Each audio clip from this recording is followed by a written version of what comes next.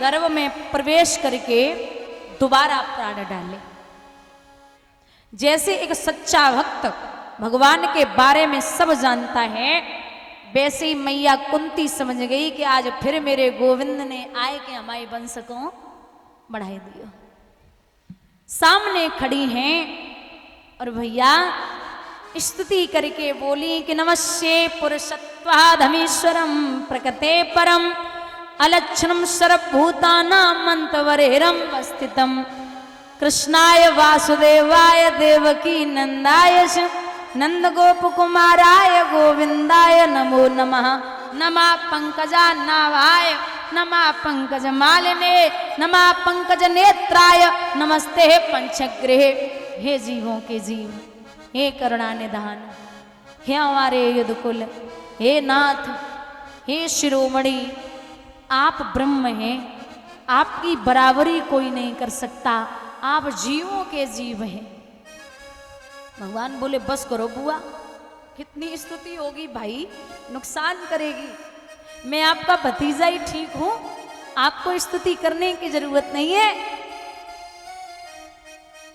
और आपने अगर स्तुति की है तो आप हमसे कुछ मांग लो।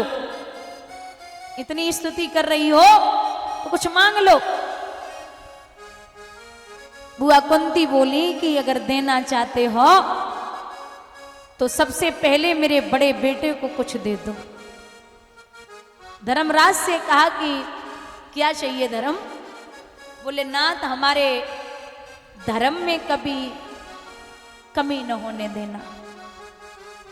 भीम से कहा तो भीम ने कहा कि मेरे बल में कभी कमी ना आए। नकुल सहदेव ने सेवा मांगी, अर्जुन ने साथ मांगा। द्रौपदी से कहा कि बोल बहना क्या चाहिए? तो द्रौपदी बोली भैया अब तक आप मेरा साथ देते आए, अब तक मेरी लाज बचाते आए, आगे भी इस बहन की लाज न जा पाए। भगवान की एक बहन और है जिसका नाम है सुभद्रा। सुभद्रा ने कहा कि भैया आप मुझे बस इतना दे दो, क्या आपके पद रूपी चरण कमलों में मेरा मन रूपी भमरा विलुप्त हो जाए, बस मैं इतना चाहती हूं। आपके पद रूपी चरण कमलों में मेरा मन रूपी भमरा विलुप्त हो जाए। तथास्तु। सबने वरदान मांगे। अब नंबर आओ बुआ कुंती को।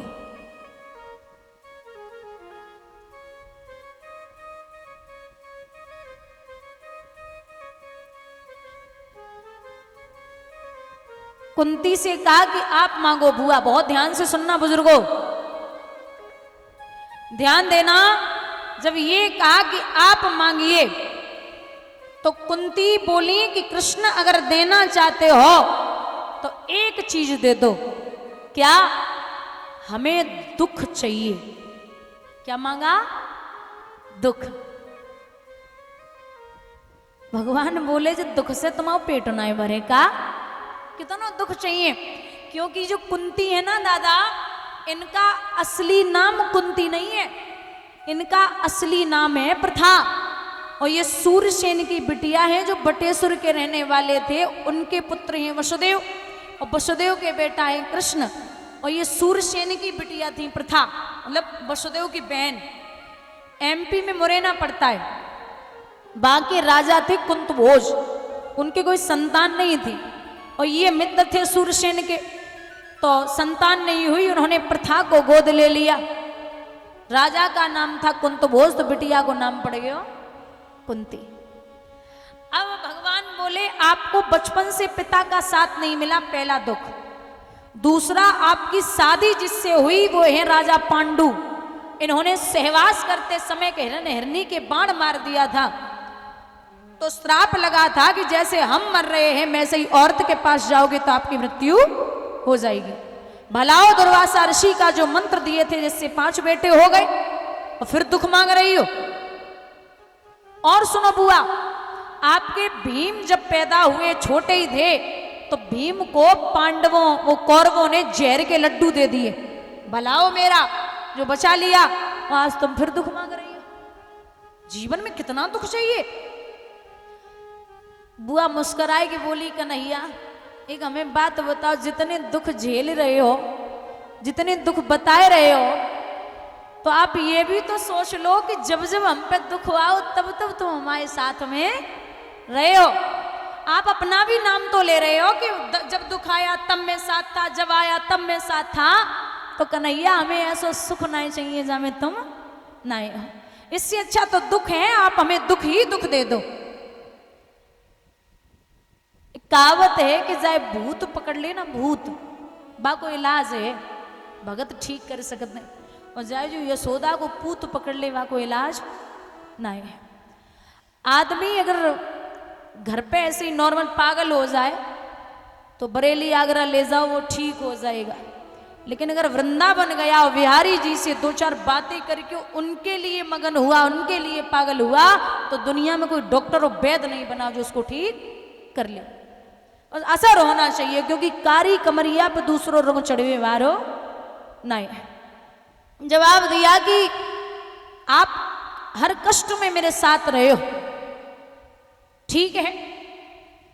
पांचों पांडव मैया द्रौपदी समेत जो एक व्यक्ति बचा था सरसैया पर लेटे थे, पितामह भीष्म वहां पहुंचे, जो अब बस ऐसा लग रहा उनको कि मेरा शरीर कब आत्मा निकले।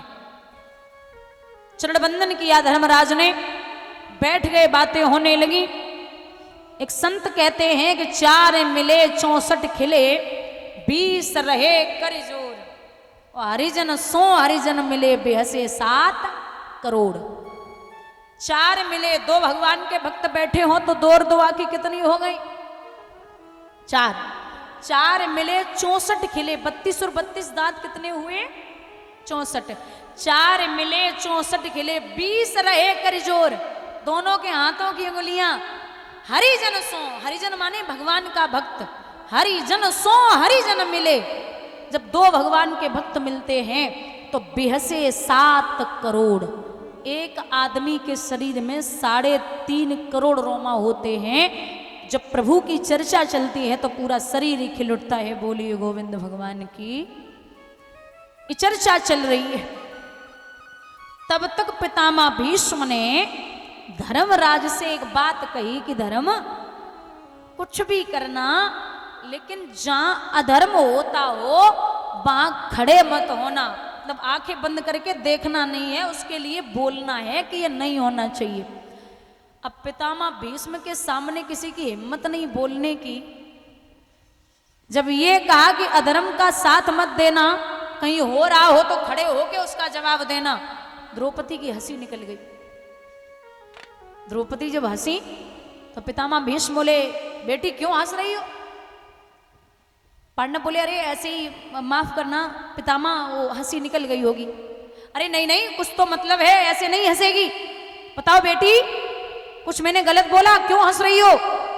हाथ जोड़ के द्रौपदी बोली, नहीं नहीं पितामह, बस ऐसे ही हंसी निकल गई। अरे बताओ ना बेटी, क्या बात है? द्रौपदी बोली, माफ करना, आपके सामने हिम्मत नहीं है बोलने की, लेकिन आप जो हमारे पतियों को दे रहे हैं ज्ञान कि अधर्म के सामने खड़े होके जवाब देना, ना तो हमें जब बता, जो हमारी साड़ी खींची जा रही वहां कहाँ चल रहे हो तुम?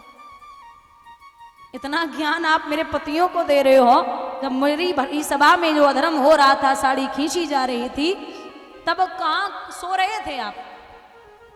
पितामह भीष्म बोले, बार बार हमें लाचार मत करो, सजा में बहुत दिन से भोग रहा हूं, इससे बड़ी बात क्या हो सकती है जो ये हमारा अर्जुन हमारे लिए हथियार खड़े कर रहा था, हमें मारने के लिए तैयार हो रहा था, जिसे मैंने हाथों से खिलाया, मैंने कभी सोचा भी नहीं था कि ये मुझे मारने के लिए दौड़ेगा। इससे बड़ी सजा हमारे लिए और कोई नहीं हो सकती। फागुन के महीने में ओम नाम हरिओम कह, किया कृष्ण को प्रणाम, भारत के श्रृंगार वो जा पहुंचे सुरधाम। अंतिम सांसें ली। 5 पांडव हर गंगा के किनारे मुखाग्नि दी, वापस आए तो क्या देखा है कि उत्तरा के गर्भ से महाराज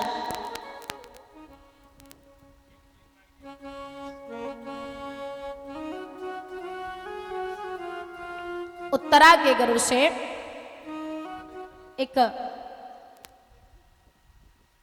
बालक ने जन्म लिया जिनका नाम है विष्णुरात, दूसरा नाम है परीक्षित। बोलिए परीक्षित महाराज की जयकारा, जरा आवाज आनी चाहिए थोड़ा सा कानों तक। बोलिए परीक्षित महाराज की। जब परीक्षित ने जन्म लिया, आंगन में बधाई बज रही है, थोड़ा सा माताएं नाच ले,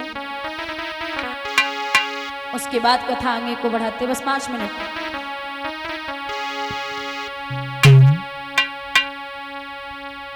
लला मेरो ऐसी घड़ी में आयो पूत मेरो, ऐसी घड़ी में आयो। नाचो।